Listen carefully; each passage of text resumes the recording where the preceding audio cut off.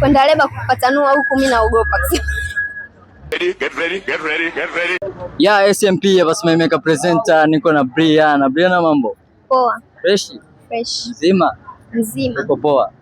Hivi Briana, mlevi na malaya nani muongo? Kusema kweli malaya muongo. Bora mlevi, pombe zinasema ukweli. Acha wazi. Ndio. Nipe sifa za ambao wanakunywa pombe, sifa zao. Mbili tu. Sifa za kunywa pombe, cha kwanza anasema ukweli. Cha pili, yani hata akilewa unaibia hela. Utakufa vibaya wewe na kuhurumia. Haya, sifa za malaya. Sifa za malaya. Malaya jamani muongo. Afu mapenzi bila uongo hayanogi. Malaya anakuwa muongo.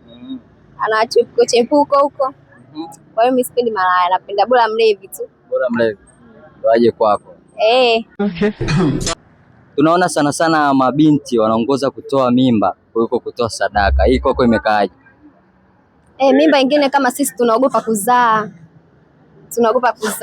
Kwa nini mnaogopa kuzaa? Kwenda leba kupatanua huku mimi naogopa.